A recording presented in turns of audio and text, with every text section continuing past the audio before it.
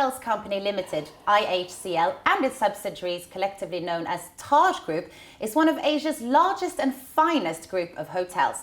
What makes the company stand out amongst its peers is its relentless pursuit to achieve the highest standards of corporate governance, as they believe that good corporate governance supports long-term value creation and underpins growth. Here today to talk about IHCL's corporate governance policies and the company's future outlook for the next 5 years is Mr Puneet Chhatwal, Managing Director and CEO of the Indian Hotels Company Limited. Welcome, thank you so much for joining us here today. Now, IHCL is of course part of the Tata Group of companies. Tata is known for being best in practice in everything they do. Tell us about IHCL's corporate governance philosophy and how this adheres to the Tata business model. Well, IHCL, as you rightly said, is a part of the Tata Group. And all the group companies of Tata are driven by the Tata Code of Conduct.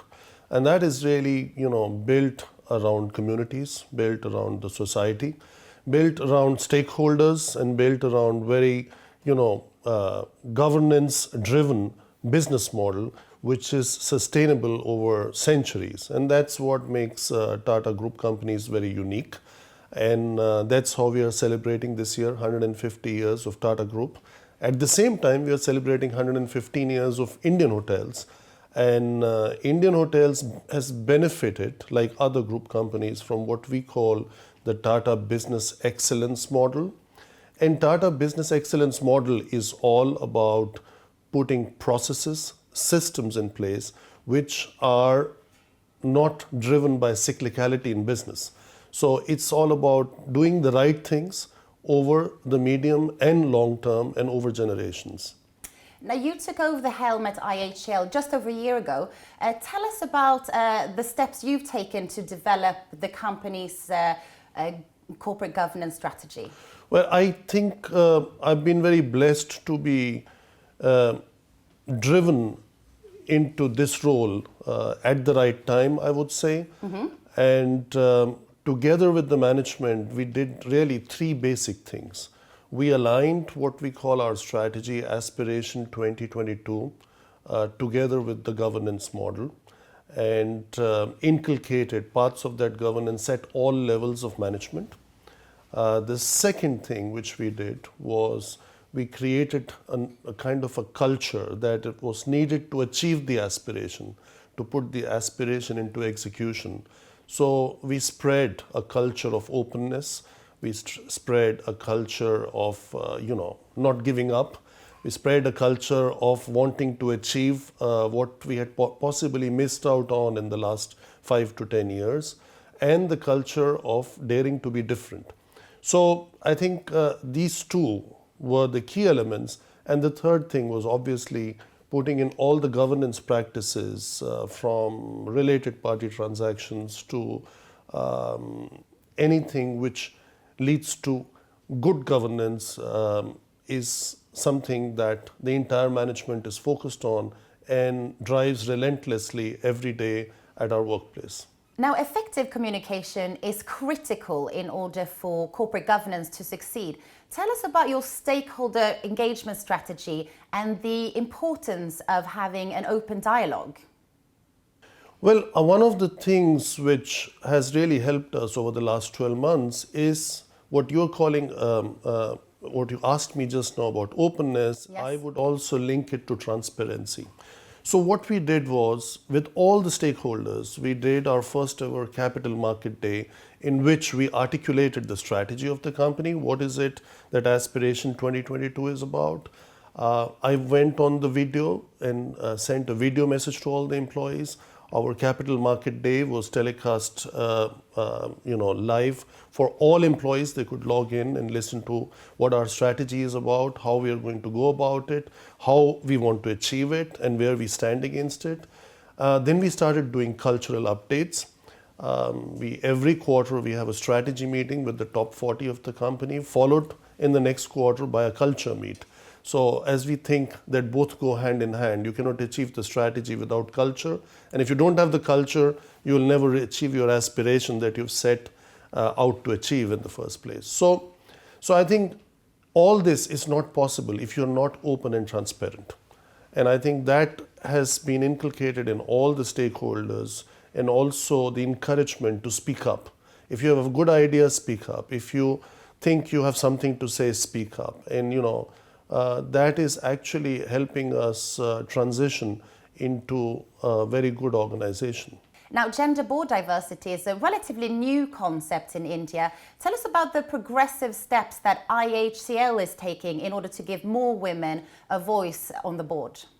Well, I think diversity is a key to success. It's having more and more women on the board actually makes the board complete. Having more and more women in the management makes the management team complete. We have tried to involve more women in the last 12 months at different levels. Of course, we have two very senior board members on Indian Hotels board, Ms. Irina Vital and Ms. Vibha Paul Rishi, who do a fantastic job. But also in our subsidiaries, we have a lot of women on the different boards. Like if you have a subsidiary in which we have another brand called Ginger, there we have other women on the board. We have a joint venture with SATS from Singapore for the flight kitchen business. There we have women on the board.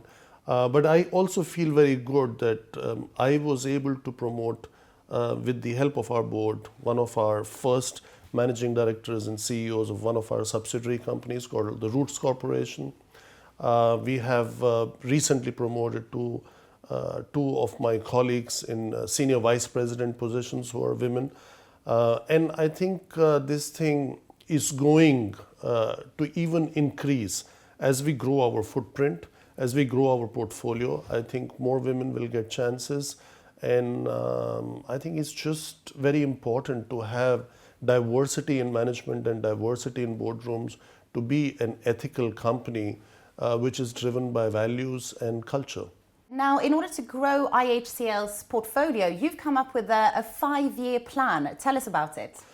Well, the 5-year plan is really based on what we call the 3R strategy. That's about reimagining, restructuring, and re-engineering our portfolio. So we have reimagined our brandscape, or we have fine-tuned our brandscape, and actually giving each of the individual brands the kind of attention they deserve. So a lot of our past was focused around Taj brand. But Taj is one of our brands. As I just now alluded to, we have a flight kitchen business together with SATS, which is called Taj SATS. That brand owns 42% of the market share of all flight kitchen business in India.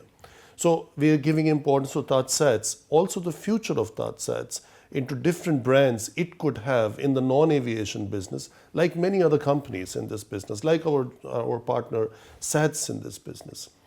Similarly, we have our wonderful restaurants. We have over 350 restaurant concepts. We have 75 spas in the company, which is a brand in itself. We have a shopping brand called Khazana, which means treasure.